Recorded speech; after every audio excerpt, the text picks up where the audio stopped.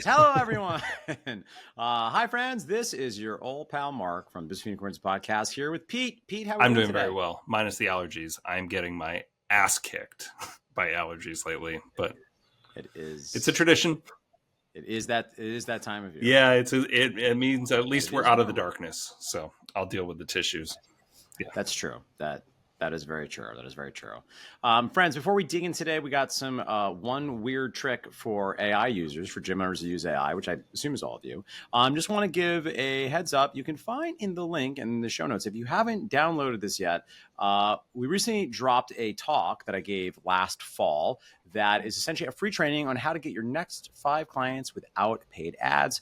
If you like to, see me move and you like to hear me say words, I think you'll find this valuable if you're looking for more leads and more clients. So go ahead, click the link in the show notes below. And with that said, today Pete wants to share some things he's been learning in AI, but I want to hear a little bit more about your child training in CSP so I can. Yes. Colin, my oldest. Forever and ever, I told him he couldn't start lifting weights until he was 12. And eventually he found kind of a backdoor into the gym because all of his buddies don't turn 12 at the same time. And a few of them are in the weight room now. And he'd come home every day and say, Gino's going to the gym today. Why can't I go? So-and-so's going. Why can't I go? And so finally I said, when you turn 11, I'll let you do it. And I shit you not, on his 11th birthday, he woke up and he said, are we going to the gym today? And so he's all in. And honestly, one of the reasons why I have said to people in the past I don't want them trained before they're 12 is because if it's dad's idea that they're there and the kid's not really bought in, it's just really expensive babysitting. Whereas it's very clear that Colin is pushing this agenda and has been excited to get in. And this came up because I said to you, as we were just about to go on recording, Colin walked by my window and he comes with a couple buddies. I got a friend in town who picks the kids up from school and drops them off, and I drive them all home at the end of my workday. And it's just cool as shit that I can see him enjoying the services. And I kind of laid down some guardrails with him. I was like, look, when you're here, you're a user of the service. If you don't want to do something, don't tell me. Try and convince one of my coaches to let you get away with not following the program the way it's designed. But I'm not here to field your complaints, and don't look to me for excuses. So he comes in and he handles his business like he doesn't listen to everything I say, but with this thing he does. And he shows up and he's just got a plan. He grabs his sneakers out of the cubbies I let him kind of keep his stuff here. He keeps his program in a spot that he loves. He's just got his routine, and he's into his second program now. He's locked in. He's loving it. And I didn't realize how much I was going to enjoy sharing this piece of my life. And I'm a couple years away from my younger son, Owen, getting in the mix too. And I'm going to have a good run there. I'm going to have a run where the 3 of us are at the gym a couple days a week together, and we're going to ride home together and we're going to talk about it. And it's just a pretty cool sweet spot that I didn't know I was going to enjoy as much as I am. So that's my update. That's my current events. Well, I hope they give you the brutal and hard to hear candid feedback that you need to hear as a business owner, that you have to rely on your clients to give you. Now, you have those trusted clients that will tell you how real it is, Pete. Well, they're in that shitty spot though, Mark, because when that tough feedback comes in, it's usually like, you got to clean this thing, or this piece of equipment's broken. And you want to know who's going to be getting that assignment? Colin and Owen. So they'll be careful about the feedback that they're handing off, because they're going to be the ones who are handed a broom and a vacuum. I know you'd be like, yeah, I'm tempted to ask even more questions about how this is working. Wondering if we can get them on that good payroll. If we get that right. Oh, Mark, I've got that's another podcast that we need to do, because I have that listed here in front of me. Great, we'll do that one too. Fantastic, great. Well, that said, let's dig into some AI stuff. So, you and I were chatting about this a little bit. I'll try not to bleed some of the existential dread I bled on you. I think people are interested in drinking from my cup of some of the anxieties I've been started having about the speed with which it's going. I would direct you to a new side project I'll be launching soon called Humanity and Meaning in the Age of Robots. That'll be a Substack. So that'll be separate from Business Unicorns. I will mention it there, but it doesn't have anything to do with fitness. It just has to do with artificial intelligence. But but it can do some good things before they become robot gods. So with that said, Pete, you had a really cool thing you did recently that got some very cool results, and I think a version of it can be stolen by gym owners to help them improve both speed of proper content creation as well as improve the results of the content. Tell us, give us your lessons. So, give us your secrets. I spoke at the Mike Boyle Spring Seminar about a month ago, and they handed me a nice check, and I texted my wife and I said they paid this. I didn't know what I was getting paid because honestly I was excited to just be part of that community with those people, and I thought they paid a very fair, generous wage for an hour of lecturing. And I texted my wife and I said, "Oh, they paid this. It was great." And she wrote back to me and she said, "Well, it's not really the hour. It's like the plumber analogy. They don't pay you to fix the toilet. They pay you to know where to look." Yeah, sure. And I loved that analogy when I heard it. Or like the Picasso. Exactly. So did you ever hear that famous Picasso story where he like paints like the ball and they're like, "You want that for this?" He's like, "You take 2 seconds." He's like, "Madam, it taught me I needed 30 years to learn how to make such a beautiful bull on this restaurant." Exactly. That is it. So when she said it, I was like, "Oh, that resonated with me. I bet I could figure out a way to jam that into some social media content." And I took it to ChatGPT and I said, I would like to create a tweet speaking to pricing strategies, specifically charging what you're worth. And I think, and something along the lines of, I'd like to use the plumber analogy. And I put that in and it fed me back a tweet, and I didn't change a thing. I took it and I put it on X. I published it, did okay. And I took it over to Instagram and I put it on Instagram, and it is by a mile the most engaged with post I've ever put on Instagram. Like well over 100,000 views, over 900 people have sent it, like DM'd it to other people, and meaningful number of new follows, and just like engagement through the roof. Yeah. And from there I was like, well, shit, I'm going to run that playbook all the time, because all I did was say, tell me something about pricing strategy. Here's a fun analogy. And I've just been running that play for the last 2 weeks since that went up, and have been seeing an average of 3 to 4 times the engagement on all of my posts that I've had for the last 18 months or so. And it's too easy. It feels like cheating, to be honest, again and again. And what I realized is that I can go to any old tweet I've ever published and basically ask ChatGPT to do it better. But I just give it a handful of prompts that I learned. I put 4 or 5 different tweets in there that have done particularly well in the past. And I just said, what makes my good tweets good? And it gave me back a list of 5 very simple things. And I saved them in my notes app and said, this is my prompt now. So I take an old tweet and I say, please rewrite this tweet. I have found historically that these 5 things exist in my best tweets. And it's in 2 seconds, it says, absolutely, here you go. And it just hands it back. I take it, I cut and paste it into Canva, post it, and I'm back on an Instagram hot streak.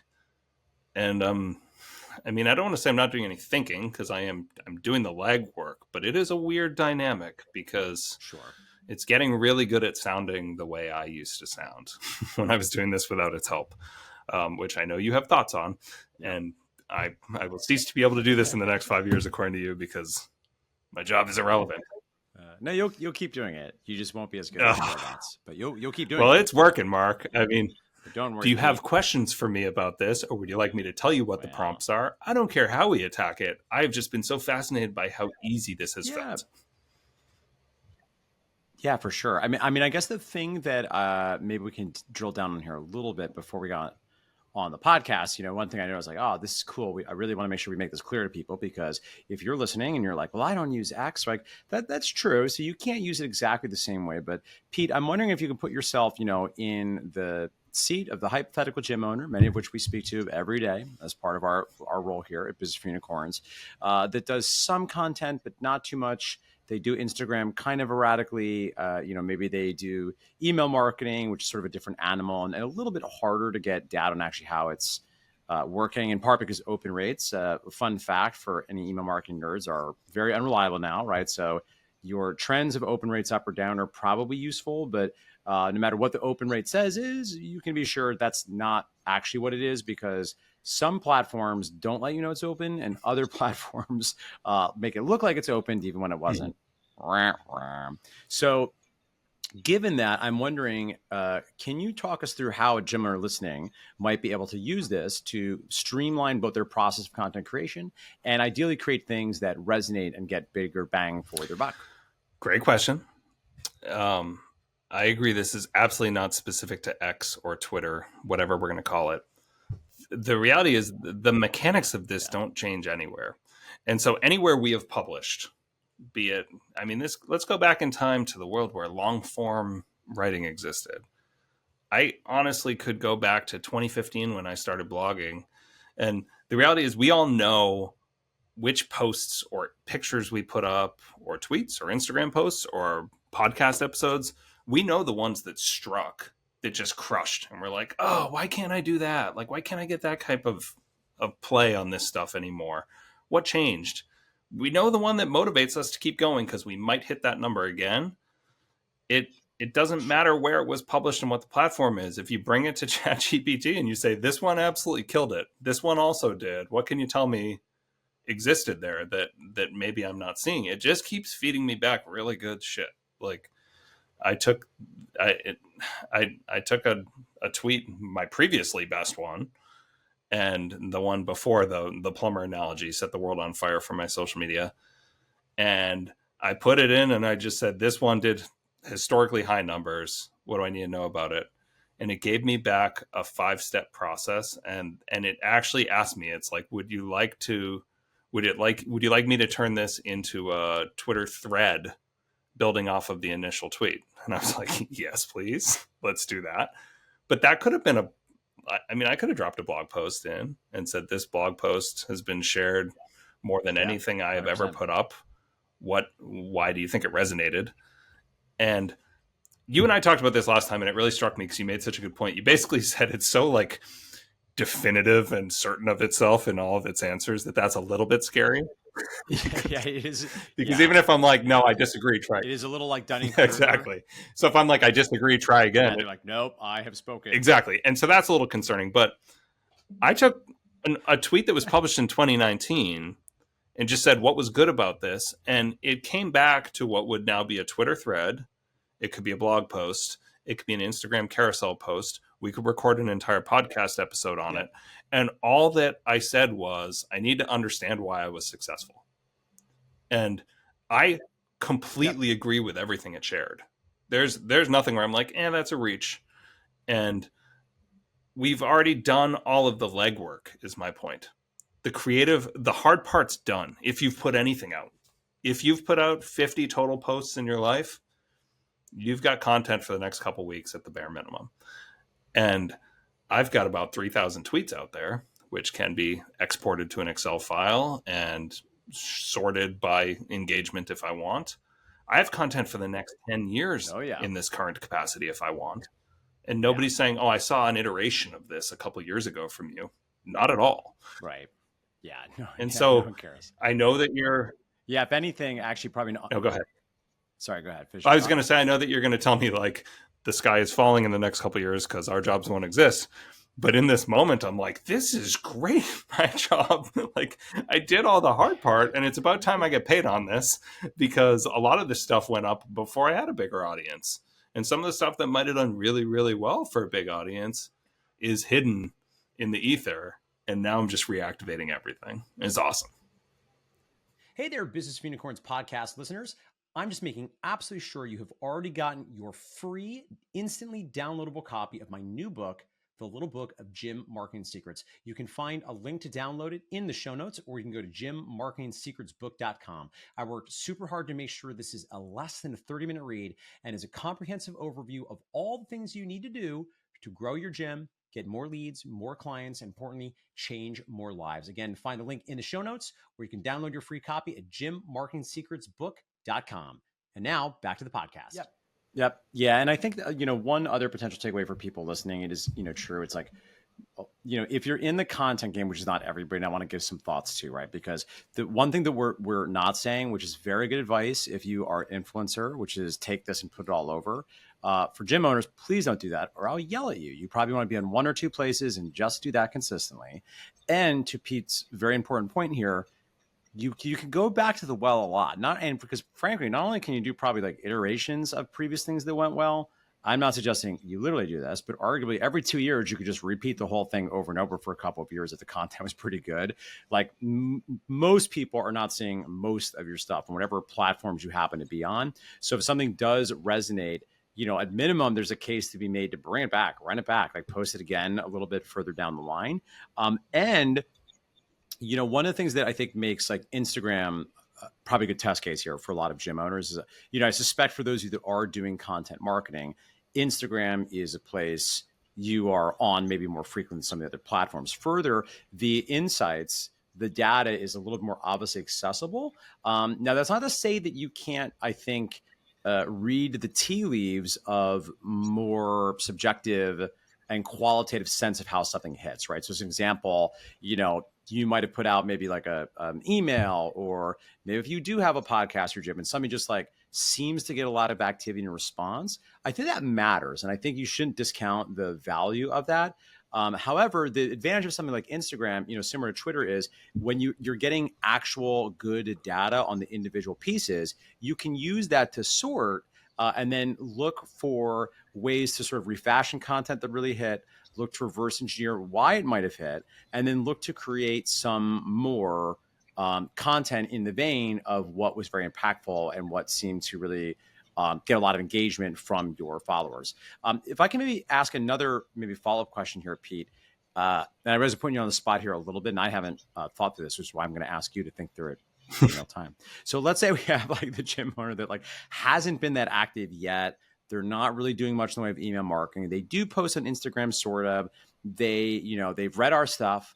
They know that while they don't necessarily need to be exactly, quite the Instagram influencer like you, Pete, they kind of need to be on there, right? In the very least, you need to look at the lights are on. And in a perfect world, people need to be able to understand who you help, what results you create, and exactly what they might do next, right? And that doesn't look good, right? To just speak to the other side, this is the minimums. If a prospect goes to your Instagram, which we often describe as a secondary website, and they see the last post was 2024, that's not great, right? That doesn't send the message that the lights are open, right? So we know, and part of the issue for a lot of us is you get jammed up, right? And, in a future podcast, I'll talk a little bit about some of my thoughts around how this does and doesn't intersect with like being human in the age of robots and personal brand.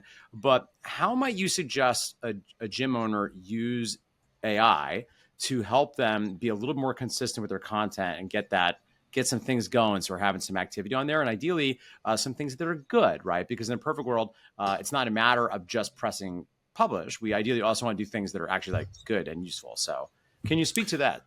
Oh, you put me on the spot. How I would do this if I had a kind of dormant account of this nature, I'd say that all of us, maybe we're like power users as far as consumption goes, but we're not publishers. That's kind of the person you're talking about. Like we're scrolling the feed, which means we know who we're inspired by, or the people that were like, man, I wish I was creative as them. So I would just pull the greatest hits of all the people that I see as doing it well, and I'd dump them in, and I'd say, hey, these are examples of fitness businesses that inspire me on social media. Help me design a manageable marketing calendar in a similar vein. I don't think I could publish more than twice a week to start. And as we said, in the vein of Dunning-Kruger, it's going to say, I got you. I'll tell you exactly what to do. It'll speak very thoroughly. No problem. Exactly.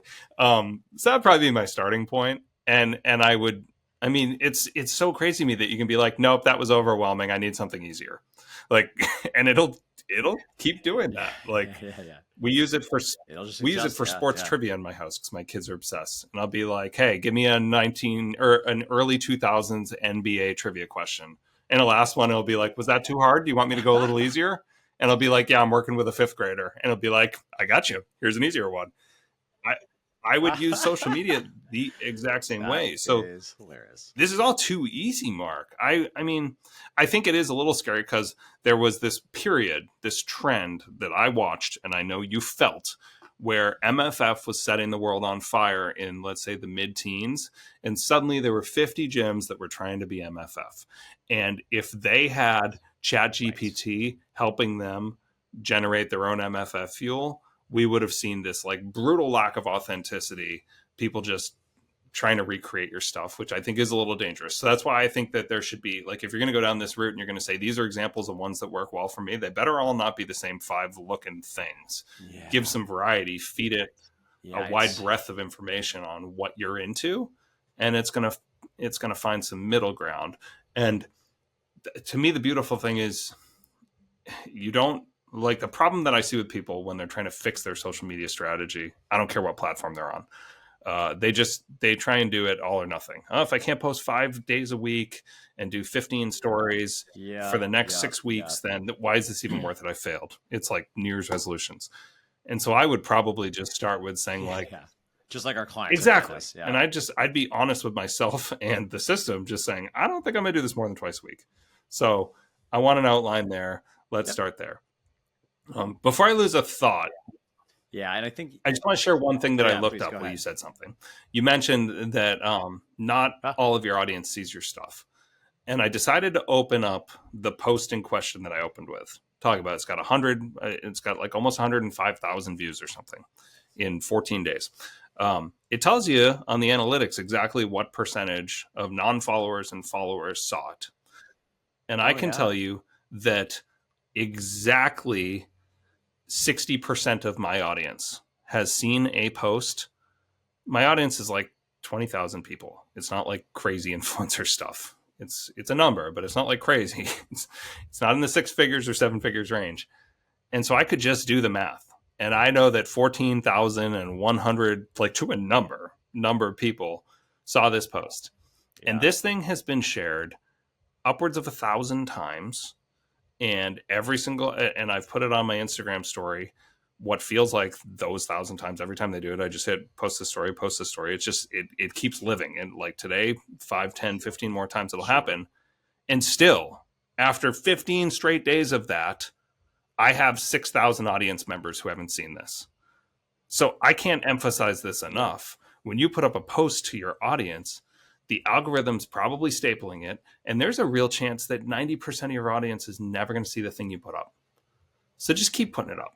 Because I've had it on steroids for 2 straight weeks and still can't get through to 40% of my audience. Like, how is that possible?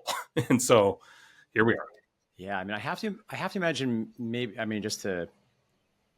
wondering if that's also reflective of, I'm sure you have a lot of followers just aren't on Instagram on the regular, right? Or people that like just stopped using it and they're like a follower, but they're not on it. So they wouldn't have had occasion. But yeah, still, I think a good takeaway that even like your most massive, unbelievably successful posts will still, most people aren't going to, maybe not most people, but like, almost half your audience still hasn't seen it. So a lot of the people who raised their hand and said, I want to hear from you. Do it again. Exactly. Yeah. Now, did I answer your question about what you would do if you were not a freak? Yeah, I thought that was that. Yeah, I think that was really great, right? Because I think like, there were 2 takeaways within there. The one is, we talked about the dangers if you just try to like, if it's the whole like cliche, if you imitate one person, it's thievery. If you imitate a bunch of people, it's research. So that said, there is nothing to stop you. And it's probably a good idea if you're not in the content game. If, as you said, if you're a super consumer, you can in fact start to have a collection of the types of content that you find engaging, that you find impactful, that you would like to emulate, and then you can pull them together. So rather than going, into your own bag of tricks of things you've seen perform well, you could instead identify things that you have loved as a user you think might help shape how you like to drive content as a fitness business, and then feed that to chat, and then have chat use that as frameworks to help you create your own content. I think as maybe a final thought here, I think one of the things that's going to remain to be very interesting here is how we use the AI to augment and further help us be our human self in a way that's undeniably human more impactfully. Because I think the thing that, you're going to see more and more of, and I think we're already seeing it, which I think is harder to make work. And I think on a long enough time scale, the AI will be, it'll be, I don't think it's going to be, I don't think you can out-human the AI forever, because I think once we're at AGI and certainly ASI, it's going to be us, but better, unfortunately, with everything. But in the near term, I think there's a lot of opportunity to out-human the AI, because you're going to see the content on the internet is going to explode. And my particular place where I see this all the time, incidentally, actually, and I'm wondering if you've observed this too, Pete, is podcast descriptions are almost always created by AI now, and they're always very off-brand for the podcast. So I'll always be like, in this scintillating interview with and you can sort of tell that the AI wrote this, that clearly this podcast host or his assistant didn't write that. And because so much of the AI stuff is so mid, that I think the opportunity at high level is, if you're doing nothing, I think it's better to have some mid AI stuff, so you get something kind of going on, and try to humanize it as best you can. If, however, you are in the content game and you're all in on building a personal brand, which again, I think on the short term is still going to be very, very valuable for you, and might even be more valuable for a little while, because you are going to compare favorably to what is obviously, in ways that are hard to put your finger on, not quite 100% human. Then I think the AI can help you do that more effectively. I think, you have maybe two examples here of how you might use the AI to go from nothing to something if you're not doing things. And then the first example Pete shared was, how do you take the AI to help you do what you're already doing anyway, but do it better and more impactfully? And I think that's probably a good place to bring this to an end. Anything else you want to share? No, you nailed it. You always use more advanced terminology and have clearly looked into this a lot more than I have. So you are forever my AI resource. Well, I thought, I'll tell you what, I really, unfortunately, it's kind of the only thing I'm thinking about these days. So I'll miss you all if I have to leave this company, because I'm just going to be full-time writing and thinking about AI. It's a real big deal. I think is the final fun fact at the time of this recording, this is going to be horribly far away, but just as a hilarious thing that happened. Did you hear that they rolled back the ChatGPT 4.0 because it was too sycophantic? It was too obsequious. So no matter what you told AI, they were like, this is unbelievable. And this is a funny thing going on right now. They're trying to calibrate it, because you want the AI to be nice to you, or no one wants to, you don't want AI to be a jerk to you. But right now, AI, no matter what I ask it, it's always like, that is an amazing question, and you are not crazy. It always tells me that. It's always like, you're not crazy. Whatever I ask, it's like, I know. And I keep giving it the feedback. I'm like, talk to me like a person. You're being annoying. And it can't seem to do it. But I'm confident that the good people at OpenAI and Anthropic and Google DeepMind will continue to figure it out for us. All right, friends. Well, thank you so much as always for listening. We haven't asked this. I haven't asked in a while, but if you haven't given us a rating or review, what is wrong with you? Give us some feedback. Help other people find us. And if nothing else, even if you're like, I don't want to rate you, well, at least have our free stuff. Click the link in the below. Get my talk. I'm very proud of the talk. I think it's a very good overview of exactly what you need to do to get leads in 2025. And I think I make some funny jokes. So click the link in the description box below to get instant access to how to get your next 5 clients without paid ads. And Pete and I will see you soon. Bye, friends. Bye. Bye-bye. Bye-bye. Bye, robots.